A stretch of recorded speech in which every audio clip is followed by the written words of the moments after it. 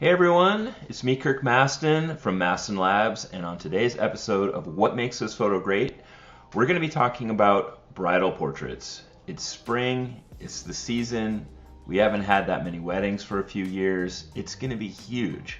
So I wanted to go over images from our community that focus on really amazing and creative ideas for bridal portraits. So let's dive in with our first photo from Carly Rebecca Allen. And this was edited with Fuji 400H. It's the king of the light and airy looks, and I love this photo. It really, really nails so many elements of a great light and airy bridal portrait. And I wanted to start with this because this has always been very popular, at least in the United States, and I think it's a look that's really going to be continuing to be big for many, many years. So beyond the look, beyond how well this photo works in both terms of like location, color palette, wardrobe, posing. One thing that really stands out to me is that the edit was done really well.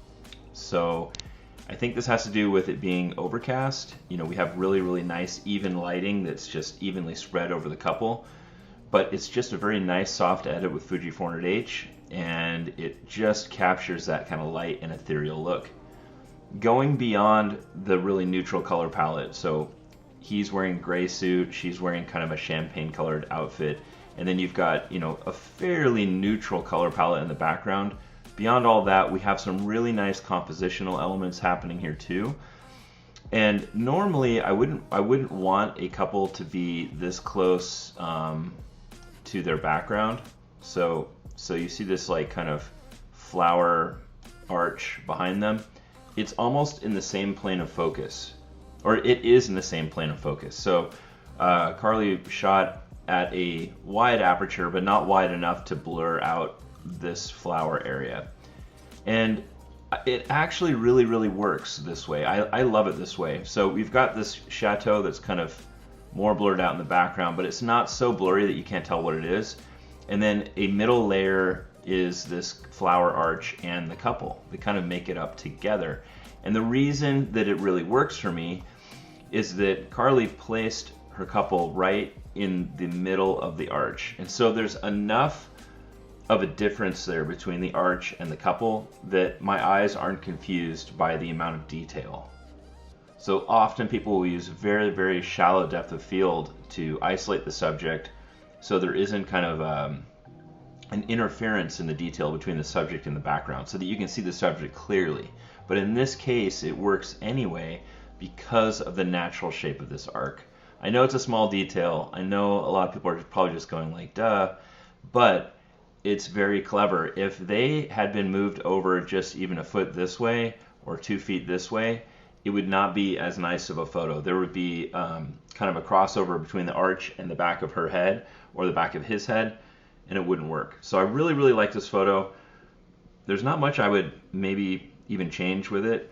I would possibly put it into Lightroom and use the auto transform tool we have set up to do kind of a correction with this building that isn't really quite straight, and that's about all I would do. Otherwise, it's a fantastic photo, and I just love the layers in it. You've got the couple, you've got this arch, and then you've got a third layer in the background that's slightly out of focus. Really nice work. I love the 3-layer photos so much, and I think it's a great blend between something that's really directed and something that feels natural. And also bravo on their expression and on their body language. You really made them feel comfortable. So good job. Okay, so moving on. Here's a different kind of bridal portrait or couple portrait at a wedding that you might run into. This is shot, I believe, in Switzerland. This is by Christine Mado, and she used Portrait 400 from the Portrait Original Pack to edit this. It's a very nice, clean look. It's very natural skin tones. It's not trying to do anything really fancy with color, this film or this film preset look. It's just a great neutral starting base, because I think with a photo like this, the location and actually, again, their body language, it speaks for itself. You don't need to go over the top to make it look like something that it's not, because it's already really amazing. Compositionally wise, the things that really work for me in this photo is, again, we've got the 3 layers going on in the photo. You've got a foreground layer, so the couple. Slightly behind them, you've got this like boathouse on a dock. It's slightly out of focus. And then layer number 3, of course, is this beautiful sweeping background. But by having 1, 2, 3 layers, you really draw the viewer through the photo.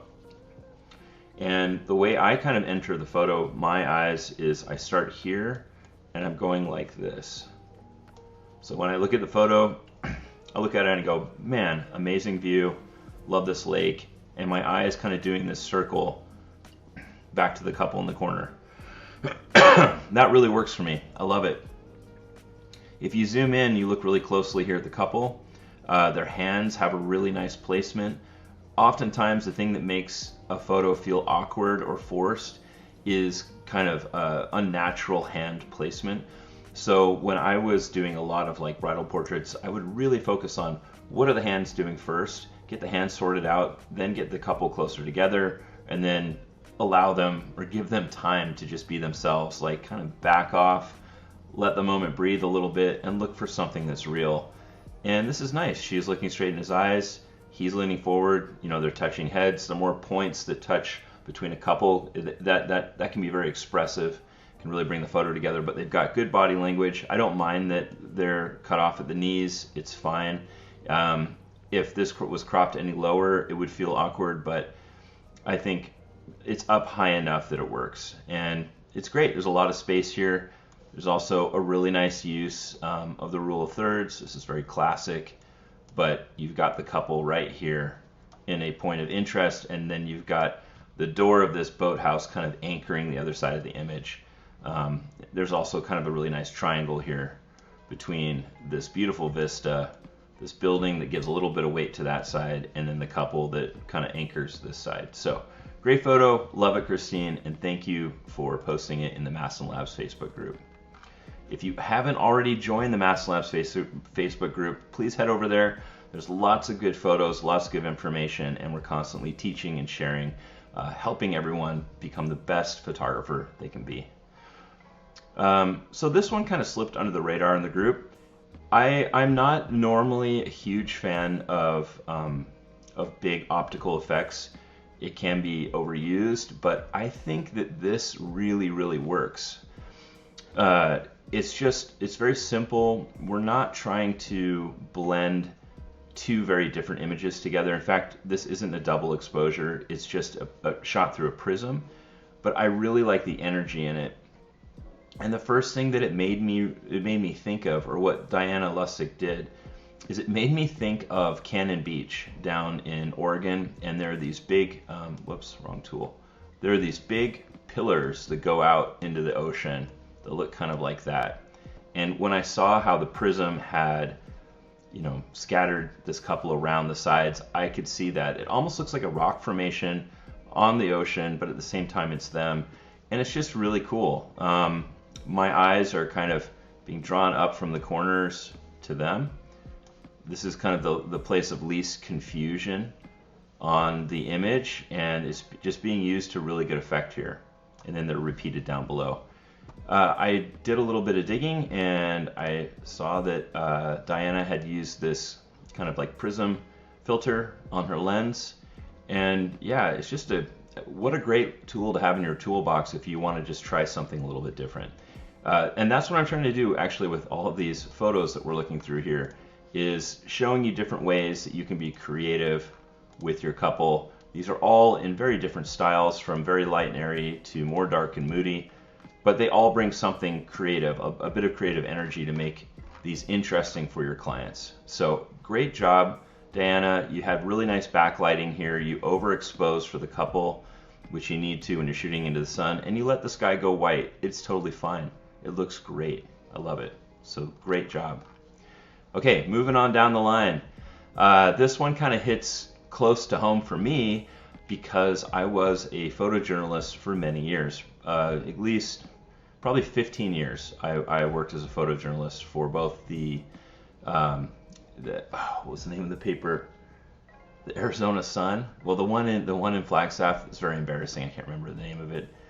I worked at that paper, and then later I worked for the New York Times as a freelancer, and I did work for the LA Times as well. I covered the Michael Jackson trial, a bunch of stuff. But anyway, my first love is photojournalism, and what I really love about Jenna Walker's couples portrait that she shot here is that it just feels so real. I mean, this photo is all about expression. I would say the thing that carries it through for me is that it's perfect body language. It's not forced. It's absolutely real. It's completely classic. Everything about it is classic. And every little detail I love, from her hand that you can see just peeking over his shoulder to his kind of, very nice, subtle smile, to her expression in her eyes, her mouth. She's kind of holding back a bigger smile. You can feel that they're pressed into each other. It's just a beautiful portrait.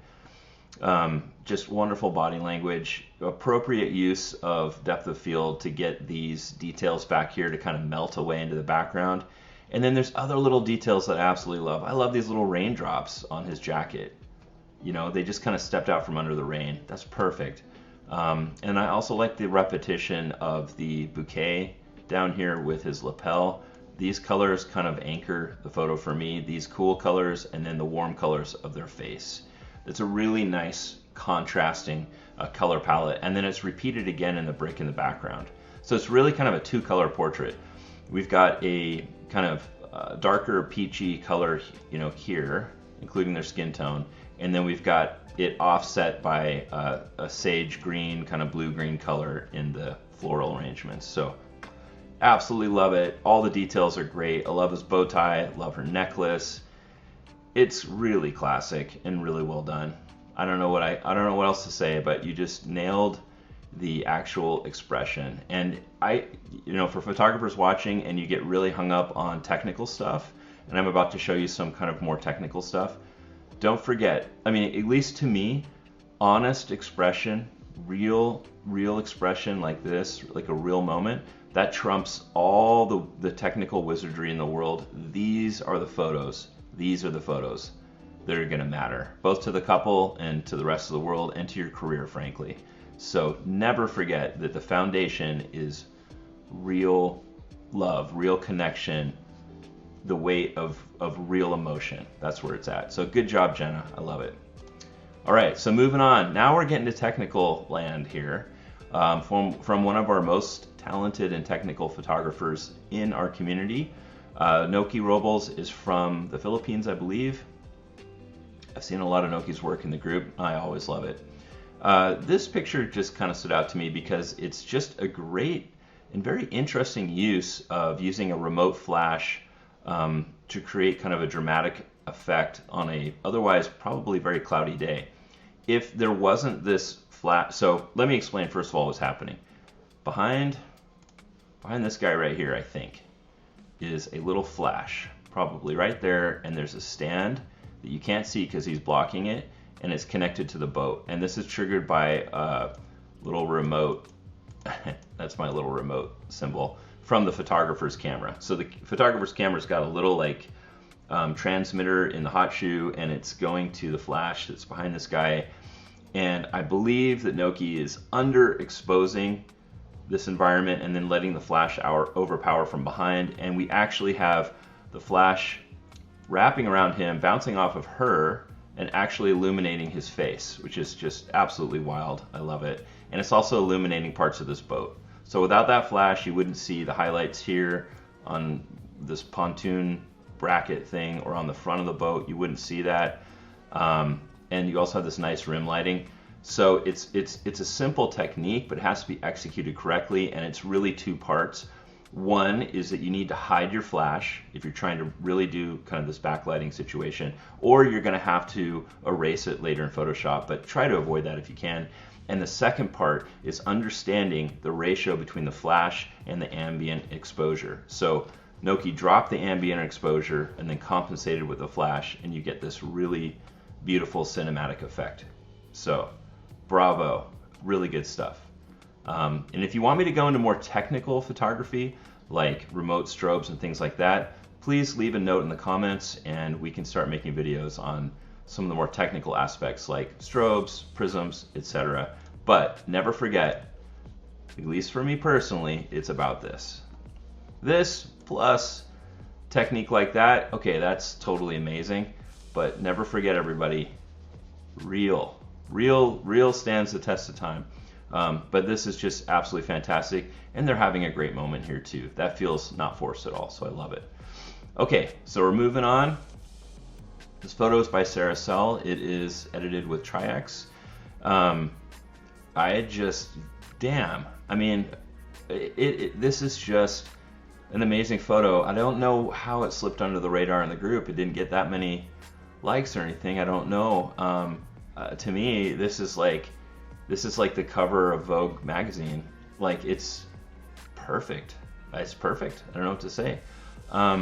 It's simple, but it's just like a real moment. I think it's a real moment. This may have been all staged. I don't know.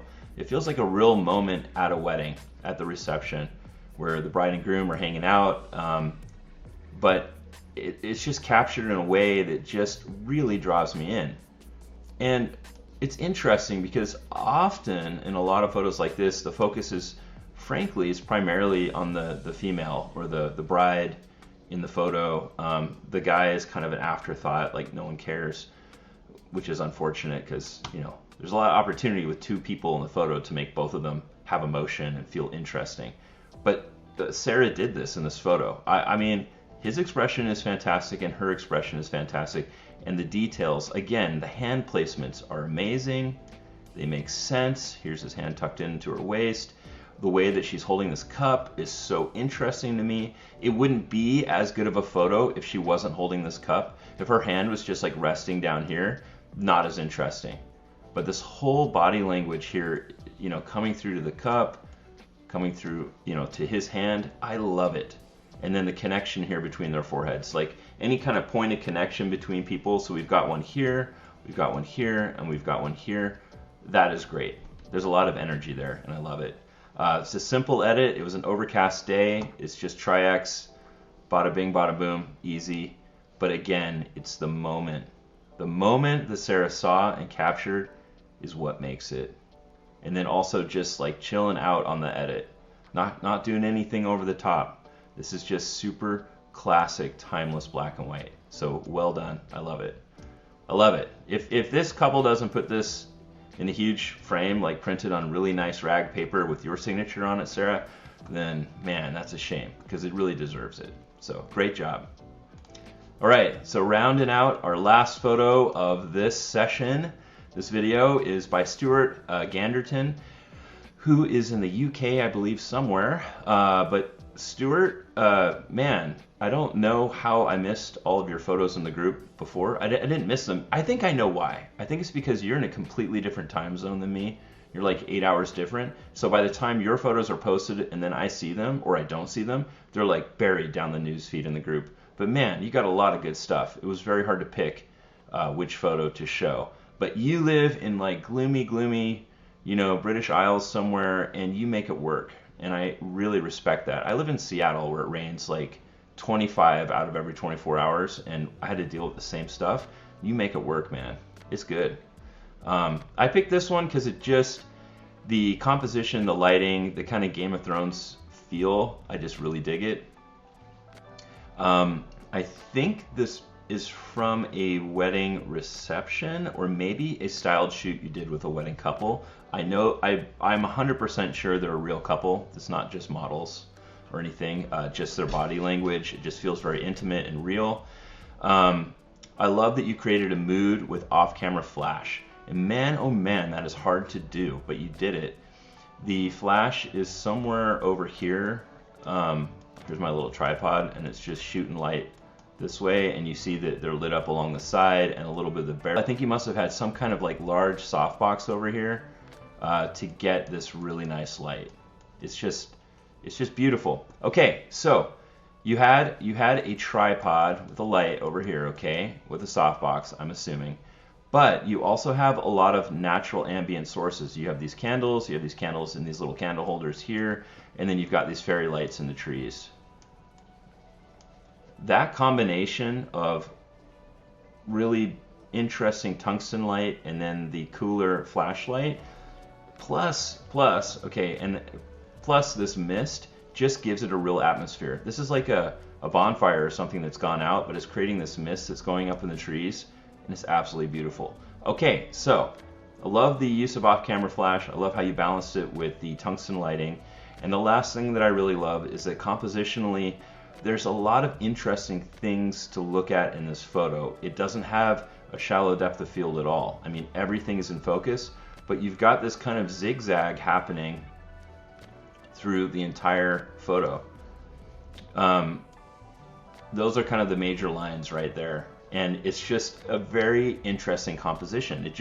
It starts here and it just kind of goes up.